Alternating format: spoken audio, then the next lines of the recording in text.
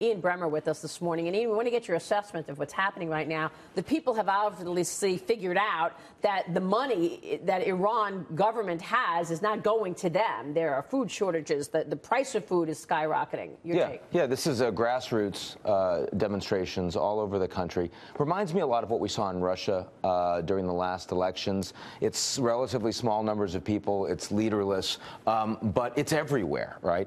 And on the one hand, this really undermines the moderates, right? Because Rouhani was the face of the deal, the face of opening to the West, the guy that made all the promises, and he's being seen as being corrupt just like the supreme leader. That's a problem, because he's also said, let these guys demonstrate, just don't be violent. Well, if it spirals out of control and they crack down, the hardliners are the ones that are emboldened. That's the most likely outcome here. Oh, so the hardliners are going to get a stronger stance. And so my take is this came out of nowhere for me, right? This was probably one of the last things I saw coming, right? We have strife in North Korea, and there's a lot of other things happening in the Middle East. But how did this start? Like, what started this? The Arab Spring came out of nowhere too, and that was a vegetable salesman, fruit merchant that was not allowed to sell his goods and set himself on fire.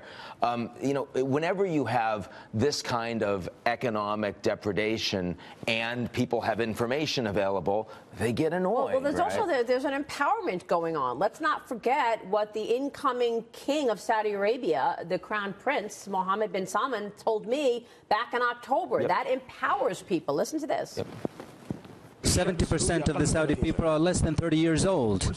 And quite frankly, we will not waste 30 years of our lives in dealing with extremist ideas. We will destroy them today. We want to live a normal life, a life that translates our moderate religion, our good customs. We coexist and live with the world and contribute to the development of our country and the world. This is something that there are steps that we have taken in the past that are clear. I believe that we will eradicate the rest of extremism very soon. So I don't think this is a real challenge, because we represent the moderate teachings and principles of Islam, and we have the right. The right is on our side.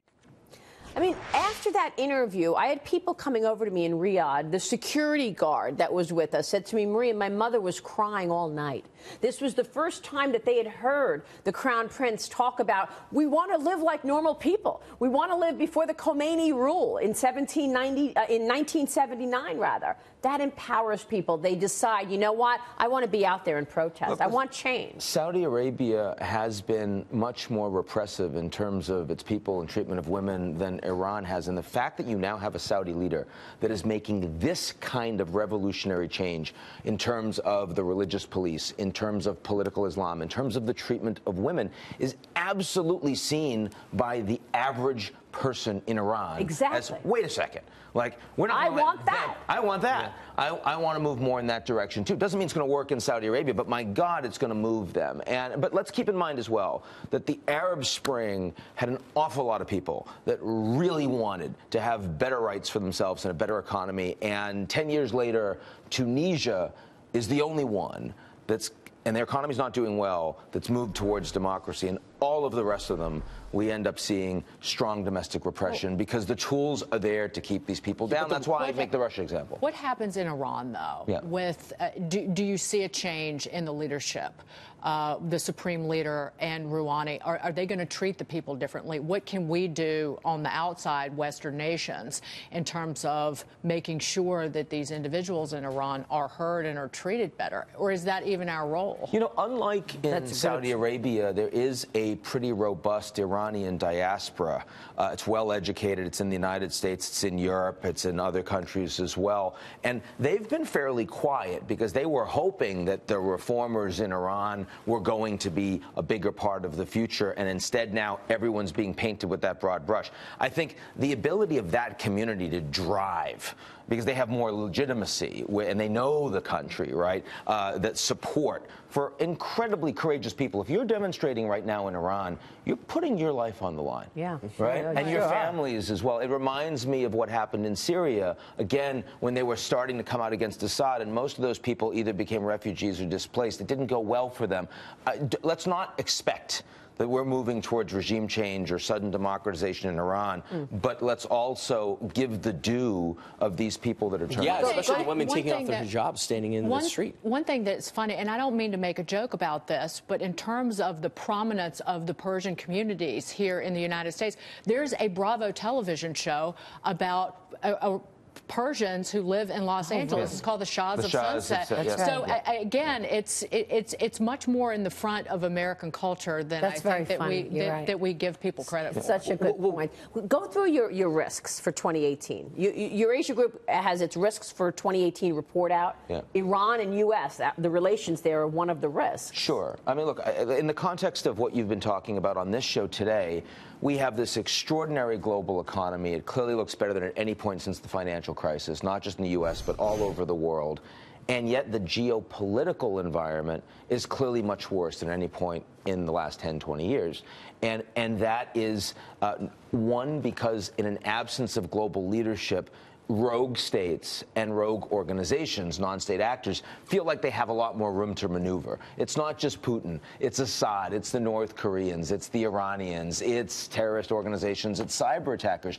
And the American response to this, because a lot of this doesn't affect us. We don't have the refugees. We don't have as many the terrorists and all that. Our response is America first. Right? You either listen to us or not our problem, So the protectionism is one of your risks. There's no question. Can you just say with China, it loves a vacuum? Can you just explain that real quick? That was the number one. Yeah, that was the number one. Because, well, China's bigger. They have a vastly stronger leader than at any point since Mao, and they see in that environment where no one wants to play this global leadership role, where the Americans aren't going to subsidize or promote the institutions, the architecture. The Chinese are saying for the first time in our lifetimes, no. We used to say we were small, we were poor, we're ready.